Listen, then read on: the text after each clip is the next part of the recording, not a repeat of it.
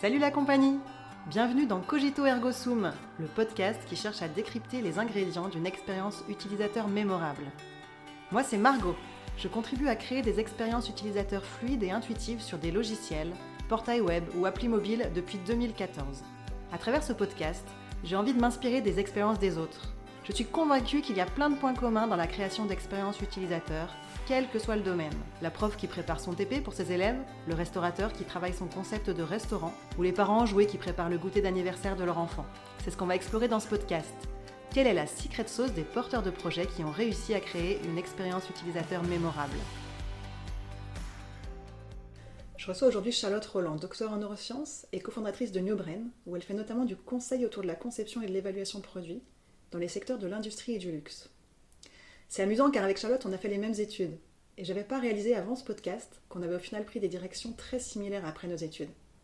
Je suis dans des domaines différents puisque je travaille sur des logiciels et elle sur des produits physiques. Mais finalement, c'est très proche. En tout cas, c'est le postulat que je fais en l'invitant. Bonjour Charlotte, bienvenue dans mon podcast. Alors pour commencer, est-ce que tu pourrais te présenter ton parcours et ton ou tes métiers actuels? Alors, Charlotte Roland, je suis de formation, je suis docteur en neurosciences, on a fait les mêmes études, le même parcours initial. Et puis, j'ai travaillé pas loin d'ici à un moment donné, dans une CRO après la thèse. Et puis, j'ai créé Newbrain il y a 4 ans et demi maintenant, un peu plus en 2019. Donc aujourd'hui, on est un organisme de conseil, de formation et d'études en sciences cognitives. Donc je me suis entourée d'une équipe qui est pluridisciplinaire, mais on travaille tous autour de l'humain. Et avec un objectif qui est de mieux comprendre l'humain au travail et dans le cadre de l'innovation. Et donc aujourd'hui, mes métiers, il y en a plein, parce qu'en tant qu'entrepreneur, tu es à la fois la directrice de ton entreprise, il a fallu s'associer, il faut aussi gérer du personnel.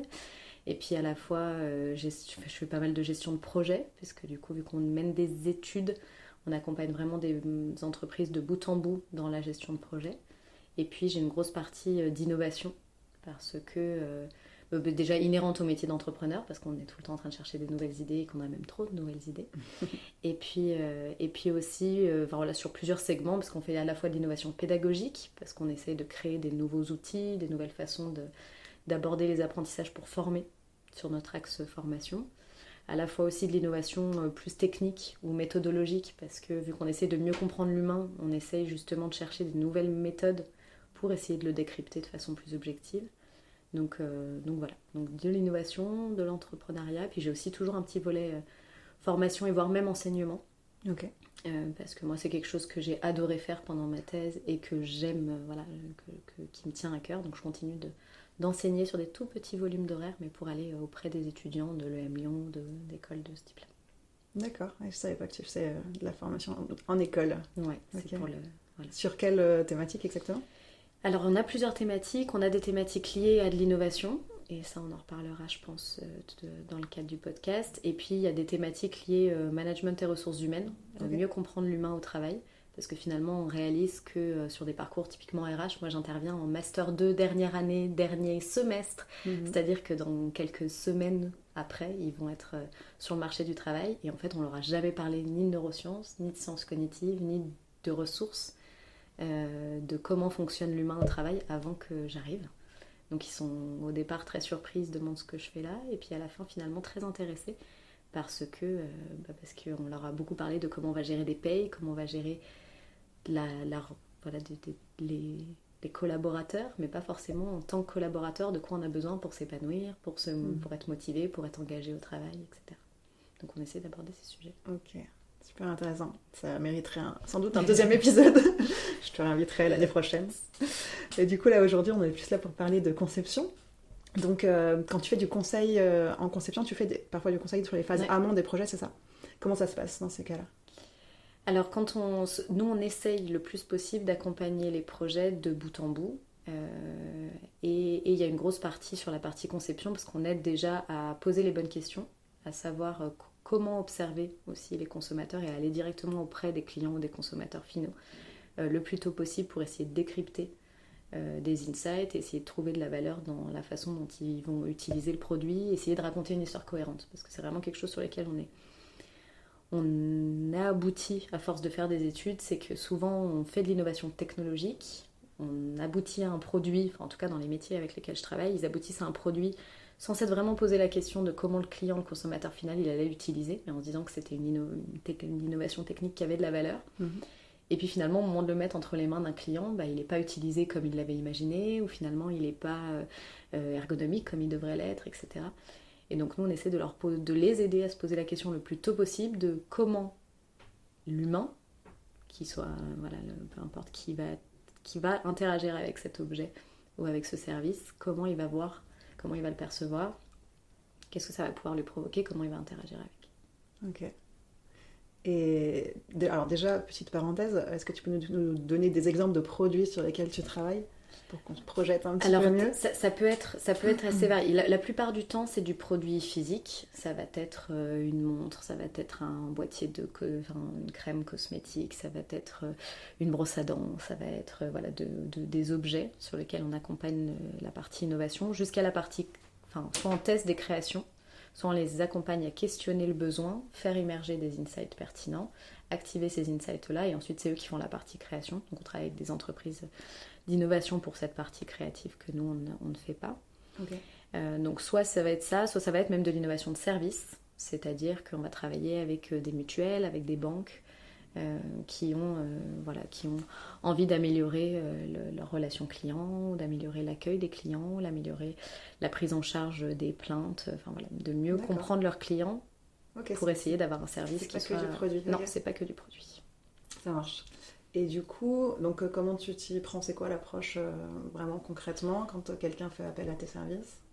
Alors ça va dépendre de où ils en sont dans le process, mais souvent nous on essaie de les faire reculer un petit peu, en tout cas pour faire le pas de côté. Nous on est vraiment là pour les aider à questionner des évidences que eux ont, qui sont peut-être des évidences pour eux, parce qu'ils ont des habitudes, ils ont des automatismes liés à leur métier qu'ils connaissent tellement bien et sur lesquels ils sont souvent tellement experts, et beaucoup plus experts que nous puisqu'ils le font au quotidien, qu'ils sont allés très très loin sur une dimension, et nous on les aide à se questionner sur finalement est-ce qu'il n'y a pas d'autres dimensions qui ont été laissées de côté, et est-ce que c'est vraiment la vision globale de comment le produit va être utilisé ou de ce que pourrait apporter le produit au client. Donc on est vraiment là sur aider à questionner, aider au questionnement, aider à faire ce pas de côté et aider à se dire finalement est-ce que quand le client, le consommateur, il va avoir le produit en main, qu'est-ce qui va rentrer en ligne de compte? Est-ce qu'il y a d'autres facteurs, et d'autres facteurs plus humains, liés à l'utilisation de ce produit-là? Et donc concrètement, comment ça se passe? On va les aider déjà à cadrer, en tout cas par rapport nous à la grille de lecture qu'on a, essayer de voir pas à pas quels sont les facteurs qui pourraient influencer l'utilisation du produit. Et puis ensuite, on va surtout faire des études. Donc on va aller étudier de l'implicite. On va aller au-delà de ce que le consommateur ou ce que les tests utilisateurs peuvent nous dire pour essayer de voir qu'est-ce qui en fait guide vraiment l'appréciation ou la satisfaction vis-à-vis d'un produit, en allant s'intéresser à ce que les gens ne disent pas, mais plutôt ce qu'ils ressentent, des petits signaux faibles sur la façon dont ils vont interagir avec le produit, qu'ils n'ont pas forcément verbalisé, qu'ils avaient du mal à l'ouvrir, mais que finalement on voit qu'il y a un irritant à ce moment-là, et que c'est finalement un axe de travail sur lequel ils n'avaient pas pensé à travailler, etc. Donc on essaie d'aller détecter des choses, ce qu'on appelle nous de l'implicite, ou des choses moins perceptibles sur lesquelles aujourd'hui ils n'ont pas forcément prêté leur attention. Ok, donc là tu parles tu donnes l'exemple d'une boîte qui s'ouvre pas bien. Là on est déjà presque dans l'évaluation. Ou alors est-ce que l'évaluation fait partie finalement de la... L'évaluation, en fait, on essaie le plus tôt possible de mettre en main un prototype, une maquette, une idée, que ce soit même un 3D sur un écran, pour que le consommateur puisse se projeter dans ce avec quoi il va devoir interagir, et qu'en fait il puisse se mettre en condition même je prends un exemple logiciel, de dire au départ mon besoin j'ai un cahier des charges très précis, puis finalement j'ai pas du tout parlé d'un besoin qui va être de quand je vais me connecter, des informations que je vais avoir besoin de mettre dans les informations de connexion, de ce que je vais pouvoir vouloir faire après de la data, et en fait tout ça des fois on oublie d'en parler, et c'est en se projetant sur l'utilisation, en regardant un parcours de comment on va interagir avec le client, qu'on va pouvoir aider même à la conception en amont. Donc on essaye aussi de gratter certaines croyances ou certaines représentations qu'ils ont sur certains besoins, et d'essayer de voir finalement est-ce qu'il n'y a pas derrière des croyances qui se cachent ou des représentations implicites où en fait ils ne se sont pas rendus compte que ça pouvait énormément conditionner l'utilisation qu'ils allaient en faire. Et que finalement ils se sont focalisés sur un besoin. Souvent, vu que l'attention de façon est limitée, on se focalise souvent sur une seule chose et nous on essaye plutôt d'aborder tous les angles pour rediriger l'attention sur des choses un peu plus globales. Ok. Et du coup, donc, est-ce que tu bosses plutôt sur de la conception de nouvelles choses très innovantes qui n'existent pas par ailleurs, ou plutôt, par exemple, si on parle d'un service bancaire, l'amélioration de ce service? Il y a vraiment les deux. La plupart des clients viennent plutôt pour de l'innovation de quelque chose qui n'existe pas. D'accord. Aujourd'hui. Sur la partie effectivement service, on va plutôt être sur de l'amélioration d'eux, ou même sur une partie, il y a un exemple qui me vient de voiture. Voilà, aujourd'hui la voiture, elle a déjà un certain nombre de fonctionnalités, mais aujourd'hui comment on peut créer de nouveaux insights, détecter de nouveaux besoins. Et donc dans ce cas-là, ça va plutôt être essayer de faire de l'amélioration, de se voir que si je mets le pied sous le coffre, ça permet d'ouvrir directement le coffre, parce que quand j'ai les courses dans les mains et les clés dans la main, bref, que c'est pas forcément évident de... Voilà, donc ça va pouvoir être de l'amélioration, de créer de nouveaux besoins, ou en tout cas de nouvelles innovations sur une partie de l'activité, mais il y en a beaucoup où c'est vraiment créer de l'innovation de rupture, où c'est quelque chose qui n'existe pas encore, donc pour lequel justement ils sont en difficulté parce qu'ils ne peuvent pas forcément faire de benchmark, ils ne peuvent pas forcément aller regarder comment font les autres, parce qu'ils veulent volontairement faire très différemment. Donc c'est là où ils ont besoin qu'on les accompagne, et où souvent en fait on a quand même besoin nous de leur mettre dans les mains des choses qui s'en rapprochent pour voir justement comment ils vont interagir avec, pour voir où on pourrait détecter l'innovation et où on pourrait... Parce que nous on essaie de mesurer les émotions en temps réel, et justement voir en fait où ça se joue. Et des fois ça se joue pas où on croit, parce qu'on va tout miser sur... si je reprends l'exemple de la crème, une crème, il faut qu'elle soit hydratante, il faut qu'elle ait des bénéfices fonctionnels, etc. et qu'elle soit efficace, en gros.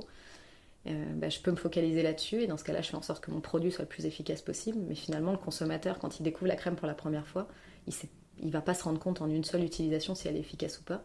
Par contre, en une seule utilisation, à la prise en main, à la façon dont il va interagir avec la boîte, le boîtier, justement, est-ce que c'est difficile à ouvrir, est-ce qu'il ressent des émotions en le découvrant, là par contre il peut s'y attacher, vouloir le réutiliser pendant un mois avant même de réaliser si ça fonctionne ou pas.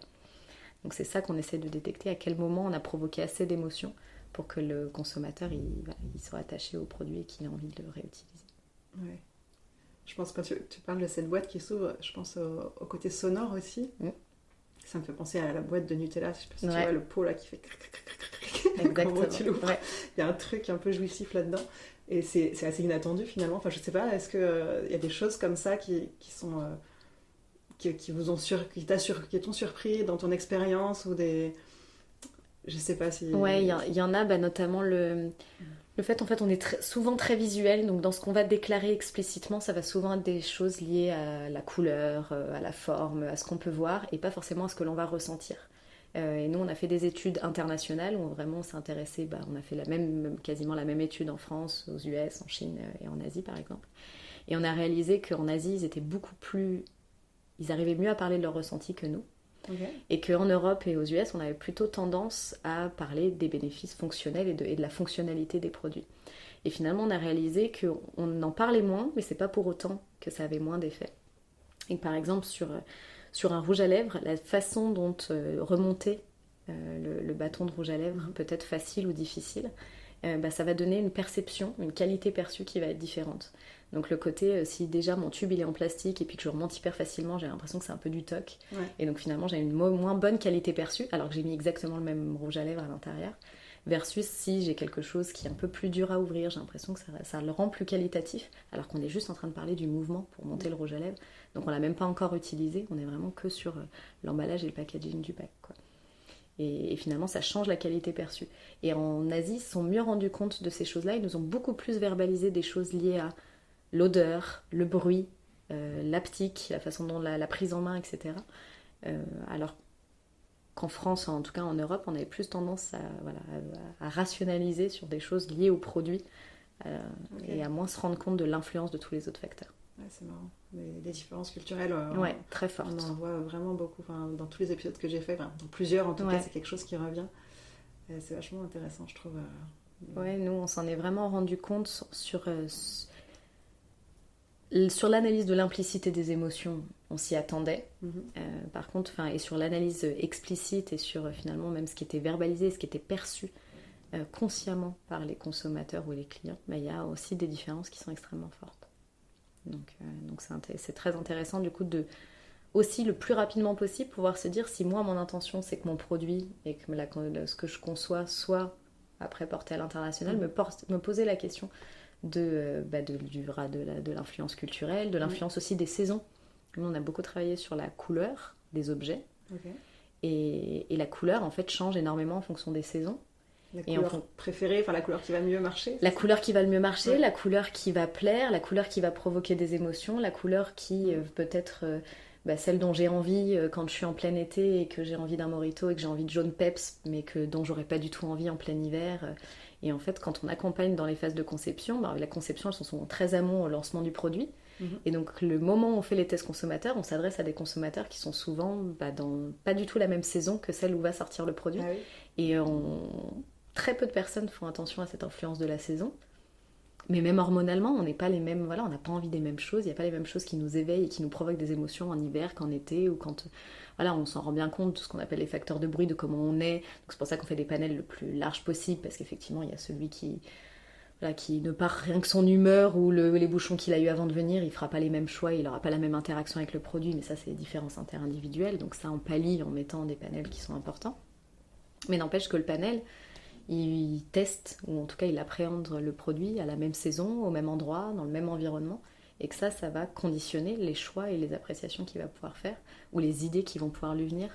Donc nous on essaye de faire en sorte d'aller le plus vite possible proche de consommateurs qui soient dans le monde entier, dans des saisons différentes, dans des contextes différents, de façon à pouvoir essayer de pallier un petit peu à ces effets que l'on ressent beaucoup plus que l'on ne le pense.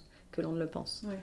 Et on a l'impression que ça va être à la marge et que ça va pas changer globalement ce qui va ressortir de l'étude. Et finalement, on a de très grosses surprises. Ok, c'est passionnant. Et du coup, sur la partie internationale, la stratégie que vous conseillez, c'est plutôt finalement de trouver un juste milieu pour tout le monde ou d'aller développer des produits spécifiques pour chaque pays? Justement, pour nous, il faut le questionner avant de pouvoir se décider et de prendre une décision éclairée, de se dire si finalement on a réussi à trouver ce qu'on appelle des invariants et un dénominateur commun entre tous les pays et entre toutes les cultures et entre toutes les cibles aussi, parce qu'il y a des segments différents en fonction de l'âge, etc. Autant faire le même produit pour tout le monde. En tout cas, on peut prendre ce risque-là et se dire que ça conviendra à tous. Et puis quand au contraire on voit dans nos préétudes qu'il y a des différences qui sont cruciales, qui sont fondamentales, et que même les invariants même et les fondements même du produit ou du besoin sont différents parce que les personnes sont fondamentalement différentes, et dans ce cas-là on ne peut pas, après nous on ne fait que du conseil et c'est les marques qui décident, mais en tout cas nous on ne peut que conseiller du coup de différencier les axes, différencier les lancements parce que ça ne va pas s'adresser aux mêmes personnes.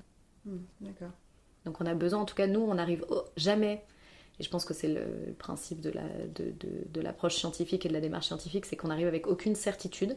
Alors on a certaines certitudes sur justement la cohérence multisensorielle, c'est-à-dire travailler sur le fait qu'au niveau en termes de toucher, en termes d'odeur, en termes de couleur, qu'on ait une cohérence et que ça raconte une histoire cohérente. Et ça c'est extrêmement important pour le consommateur, pour la satisfaction globale. Donc ça, on peut avoir un certain nombre de certitudes parce qu'on sait comment fonctionnent les cônes, les bâtonnets, on sait que la vision, si je mets 2 grilles à côté, en fonction de comment ils vont être éclairés, je peux percevoir des différences ou pas. Donc ça, on a des certitudes sur un certain nombre de choses. Mais globalement, le reste, ça va être de l'approche itérative, de l'approche de recherche, où on va essayer de poser des questions, de partir de certaines hypothèses, de les tester. Et où on n'arrive pas avec des réponses toutes faites, où on va aider le client à se poser les bonnes questions et ensuite les explorer ensemble pour cette fois, essayer d'avoir des certitudes ou en tout cas des choix assez éclairés pour se dire qu'ils dérisquent leur lancement ou leur décision. Ok. Ouais, ça rejoint beaucoup mon approche dans le domaine du logiciel parce que c'est vraiment... en fait, chaque contexte est tellement différent et chaque métier en plus... on peut avoir l'impression que du logiciel c'est du logiciel, mais en fait non, un logiciel de gestion de paie ou un logiciel...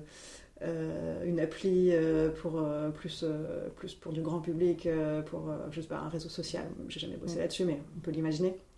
ou quelque chose à destination des techniciens qui vont faire des interventions de maintenance. C'est des contextes métiers complètement différents. Et en fait, si tu arrives en disant je vais vous expliquer comment faire, c'est mort. Non seulement la relation ne sera pas bonne avec le client, mais en plus tu vas te planter parce que en fait, tu connais pas le contexte. Donc il faut vraiment s'imprégner du contexte et puis faire confiance aussi aux gens qui connaissent et se nourrir mutuellement. Ouais, c'est vraiment un partage. À quelque chose d'intéressant. Moi, nous, on travaille beaucoup sur cette démarche. Enfin, on insiste vraiment sur le côté co-design et co-construction. C'est-à-dire que voilà, le client, il en sait plus que nous sur son produit parce que c'est le sien. Nous, on peut l'aider à le questionner, justement, à prendre un peu un pas de recul et à faire ce pas de côté sur sa démarche. Mais du coup, c'est quelque chose qui se fait ensemble et où on se nourrit les uns les autres.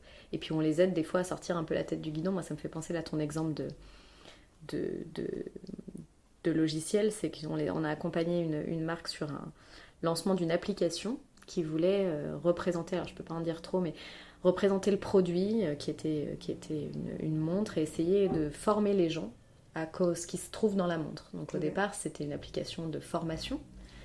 Donc eux, ils l'avaient pensé comme un outil de formation à destination plutôt des collaborateurs, pour que tout collaborateur, peu importe où il est dans la strate de l'entreprise, il ait quand même la connaissance du produit qu'ils sont en train de fabriquer, même si lui, après, à son échelle, il va voir qu'une aiguille et qu'il va travailler que sur une aiguille, mais qu'il ait la connaissance du produit. Donc ils avaient travaillé sur cette application vraiment sur un objectif de formation. Et puis en utilisant de la réalité virtuelle, en faisant quelque chose de très beau, très abouti sur le produit. Et donc finalement, ils se sont rendus compte que ça pouvait être aussi un outil marketing, un outil pour communiquer, un outil pour aussi travailler de nouvelles créations et de nouvelles constructions, parce qu'on pouvait essayer de changer les fonds, changer des aiguilles, voire en tout cas faire de la simulation avec de ce que pouvait être le produit demain. Mais sauf que la cible n'était plus la même.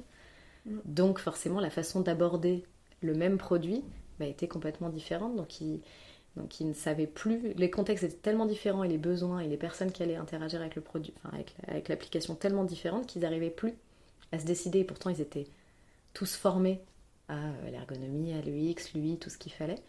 Mais ils n'arrivaient plus à prendre de décision pour réussir à trouver ce qui justement permettra en une application de répondre aux besoins de tout le monde, quoi. Donc... Et des fois, le bon choix, c'est effectivement de faire deux applications différentes, en tout cas.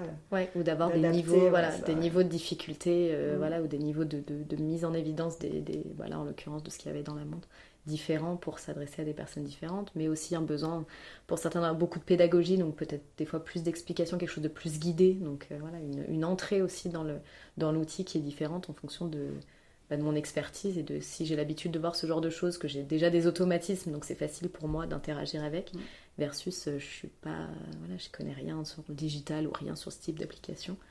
Et donc rien que la prise en main, elle est difficile, quoi. Ça, c'est un critère important d'ergonomie, qu'une même application, elle puisse s'adapter à différents niveaux. Et typiquement, il y a plein de logiciels où tu as des raccourcis clavier. Quand tu es débutant, tu les connais pas et tu t'en passes et c'est pas grave. Et puis le fait qu'ils existent, ça permet aux utilisateurs experts d'aller beaucoup plus vite sur certaines tâches. Donc c'est des choses en général qu'on ne va pas développer dès le début, ça ne fait pas partie du minimum pour sortir le produit, mais ça ajoute de la valeur après coup, quoi. Nous on essaye en tout cas de leur donner cette vision de même si j'en ai pas conscience, donc souvent en fait c'est des histoires à plusieurs niveaux, parce qu'on va avoir justement les histoires dans le détail, on va aller décrypter chacune des étapes pour les experts, qui sont souvent ceux qui nous mandatent, mais qui ne seront pas les utilisateurs finaux des produits ou des services. Et en même temps, à les questionner, mais qui ont d'habitude un peu tendance à travailler en vase clos et du coup à se faire tester les uns les autres, alors que ce n'est pas eux qui les testeront à la fin. Et avoir un autre niveau de lecture où c'est une histoire plus simple, mais vérifier qu'on a la cohérence de l'histoire quand on est un utilisateur lambda qui n'y connaît rien et qui a juste envie d'interagir avec et d'en apprendre un peu plus, quoi. Ok. Et du coup, en termes de méthode, donc tu m'as parlé de mettre des prototypes très tôt dans les mains des utilisateurs. Est-ce que vous faites aussi des interviews ou de l'observation de terrain, ce genre de choses qui est pour le coup très très amont, quoi, où il n'y a pas encore de prototype? Alors évidemment, bien sûr, et dans la partie observation, en fait ce qui est intéressant, c'est les méthodologies, c'est-à-dire c'est la façon dont on va observer ou questionner. C'est-à-dire qu'on a essayé de développer des méthodes, et on en parlera un peu après des outils auxquels on a abouti, pour justement quand j'observe, moi-même j'ai mes propres biais. Et donc, l'idée, c'est d'essayer de... déjà, on avait au départ l'habitude d'observer à plusieurs, parce qu'avec chacun son prisme, on peut observer des choses différentes. D'observer en filmant, pour pouvoir ensuite revoir les films et essayer aussi de faire travailler les équipes sur qu'est-ce que vous voyez, qu'est-ce que nous, on n'a pas pu voir, comment on pourrait imaginer différemment ce qui vient de se passer. Donc, sur la partie apprendre à observer en essayant d'enlever un maximum de biais.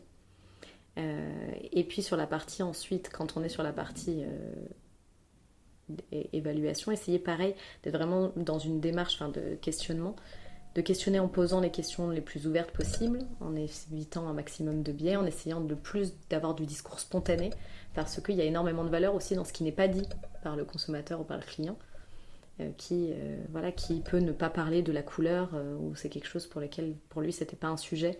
Et c'est intéressant de savoir que c'est pas un sujet, mais forcément si on lui pose des questions sur toutes les étapes, sur toutes les fonctionnalités du produit, il finira par donner une réponse, par rationaliser a posteriori, et finalement dire ce qu'il en pense, alors que c'est pas quelque chose qu'il avait vu consciemment au départ. Donc on essaie vraiment de guider les entretiens en 2 phases, une partie discours spontané, où on les laisse vraiment explorer, c'est-à-dire en divisant les sens presque, c'est-à-dire que d'abord je regarde mais je ne touche pas, ensuite je me coupe de la vue mais par contre je ne fais que toucher. Et en fait, essayer de regarder le produit sous différents angles et de façon spontanée, avant ensuite d'avoir une analyse plus critérielle, où là, on va pouvoir poser des questions beaucoup plus dirigées pour essayer de savoir pas à pas sur différentes choses qui nous questionnent, quel est l'avis des consommateurs.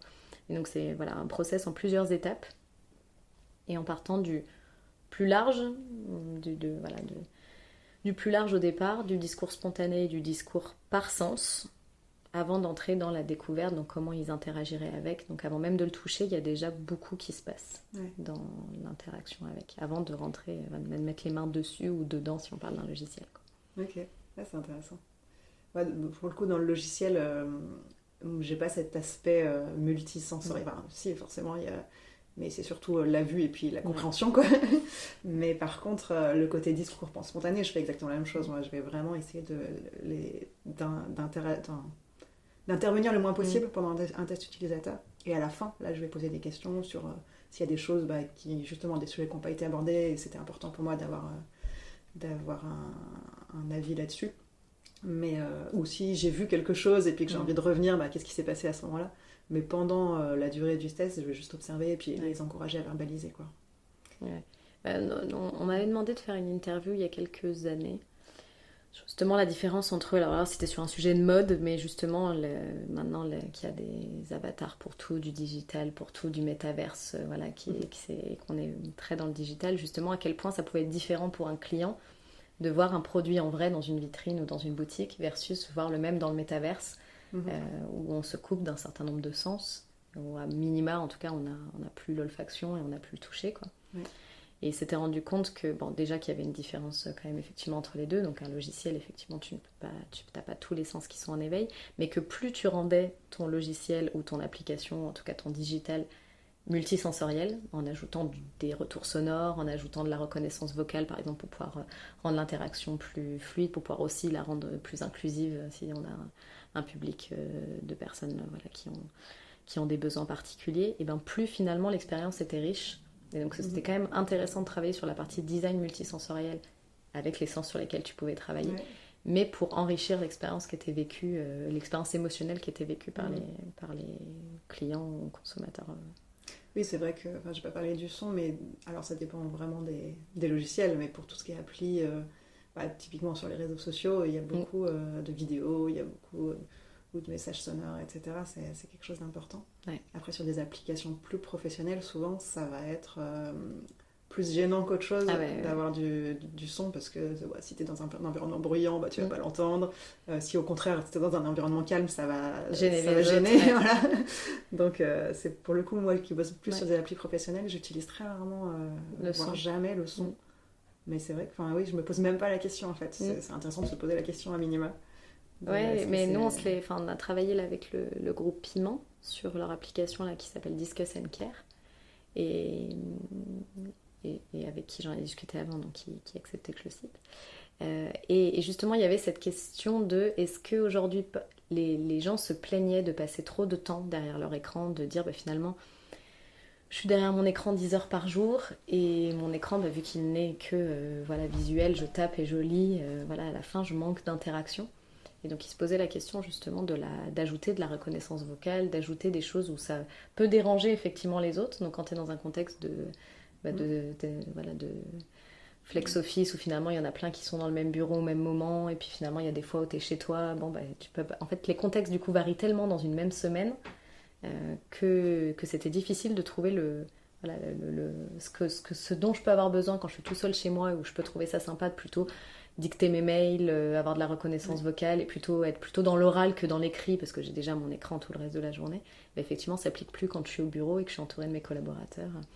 Donc trouver différents niveaux, mais jouer en tout cas avec l'audition et avec le son. Ouais, c'est intéressant. C'est vrai que la dictée vocale, c'est quelque chose qui peut s'appliquer pour le coup dans des applications professionnelles selon les contextes. Et c'est assez rare, quoique. Dans la dernière application sur laquelle j'ai bossé, on avait mis, tu vois, c'est typiquement le genre de choses. Je disais tout à l'heure, les raccourcis clavier, c'est des choses qui arrivent à la fin. C'est quelque chose qu'on avait mis sur les maquettes. Et au final, je crois que ça n'a jamais été développé parce qu'en fait, en termes de valeur ajoutée par rapport à tout le reste, je sais pas si un jour ils y viendront, peut-être un jour ils y viendront, mais pour l'instant, c'est clairement pas dans les priorités. C'est pas les priorités. Et ce qui est sûr, c'est qu'il y a aussi ça, c'est que ce qui est particulier, nous, aujourd'hui, c'est que vu qu'on travaille avec beaucoup de très grandes entreprises, beaucoup d'entreprises du luxe, etc., on a ce confort, on va dire, de pouvoir aller au bout de toutes les idées que l'on va proposer ou qu'ils vont vouloir réaliser, parce qu'ils ont moins cette notion on est obligé de prioriser, de faire en plusieurs fois. S'ils pensent que l'histoire est pertinente, après ils vont plus facilement sur l'histoire globale, en ayant peur justement de la prendre par petits bouts, mais parce qu'ils n'ont pas les mêmes problèmes de budget et puis d'enveloppe qu'on peut avoir nous en étant des petites entreprises, enfin des plus petites. Ok. Merci d'avoir écouté cet épisode. N'oubliez pas de vous abonner pour ne pas manquer la suite de cette discussion. Restez à l'écoute, car dans la suite, nous allons plonger encore plus profondément dans notre sujet. Pour continuer à échanger, questionner et explorer les thématiques autour de l'expérience utilisateur, retrouvez-moi également sur TikTok, vous trouverez le lien en description. C'était Margot dans Cogito Ergo Sum, et je vous retrouve très bientôt pour la suite de notre échange.